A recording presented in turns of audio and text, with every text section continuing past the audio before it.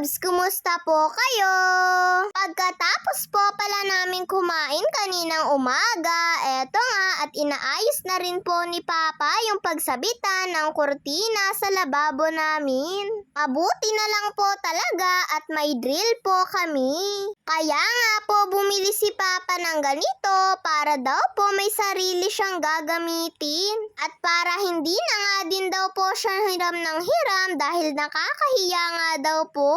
Day off po pala ni Papa ngayon, kaya ngayon niya nga lang po ito magagawa. Kahapon po kasi ay day off din po ni Papa, kaya lang busy naman po siya. Kaya eto, ginagawa na rin po ni Papa.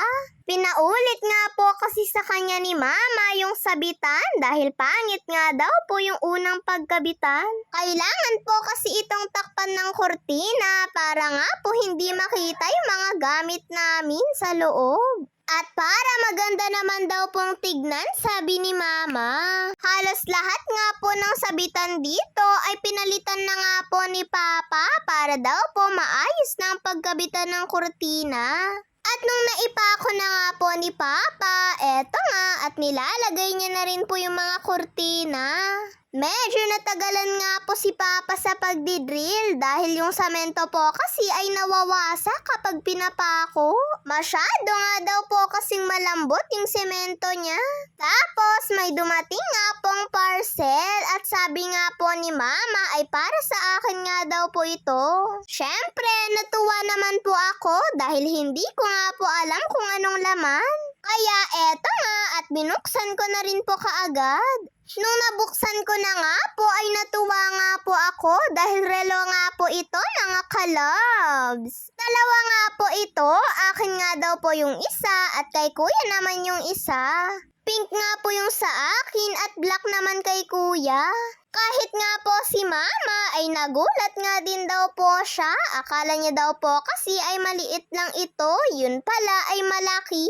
49 pesos nga lang daw po ito mga kalabs at ang ganda-ganda nga po. Eto nga at sinuot ko na rin po at halos kakulay nga lang din po siya ng damit ko oh. Pinakita ko nga din po ito kay Papa at ang sabi niya nga ay maganda daw po. Maganda nga daw po yung ganitong relo na may number sabi ni Mama para daw po matuto ako na tumingin ng oras. Tignan nyo nga po mga kalabs, oh, at ang laki-laki nga po nito.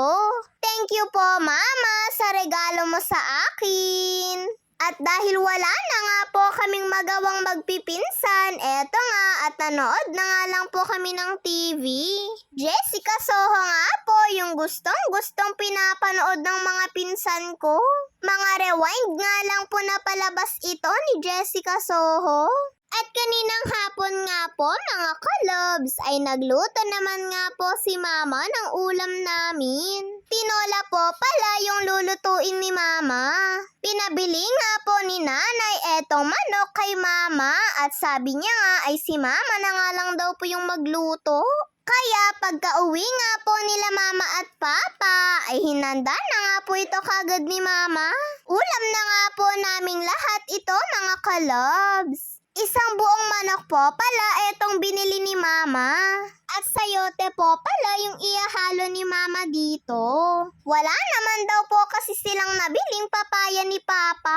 Kaya eto na nga lang daw pong sayote yung isasahog ni Mama. Ayan nga at ginisa-gisa na nga din po ni Mama etong manok. At nung naluto na nga din po itong karne ng manok ay nilagay na nga din po ni Mama yung malunggay. Mabuti na nga lang po at meron pa pong natirang dahon ng malunggay. Kumuha po kasi si Mama para po sa almusal namin kaninang umaga. At nung nakaluto na nga po si Mama ay nagsalin na nga din po siya ng para sa kanila nanay. Syempre, madami po yung sa kanila nanay dahil sobrang dami nga po nila sa kabila. At nung naihatid na nga po ni Mama yung pagkain nila nanay, eto nga at kakain na rin po kami. Mabuti na nga lang at dinagdagan po ni Mama yung sabaw. Syempre, kapag po kasi merong ganitong mga sabaw ay parang magiging dagat na nga po yung plato ko. Para nga daw po akong nagmukhang sabaw sabi ni Mama. Si mama talaga, masyado akong niloloko. Gustong-gusto nga po ni mama na may sabaw kaming kinakain dahil talagang sabaw yung tinitira ko. At para nga daw po mabusog ako. Yun lang po mga kalobs. Maraming salamat po sa panonood ninyo. Mag-iingat po kayo palagi. God bless to all. Bye-bye po.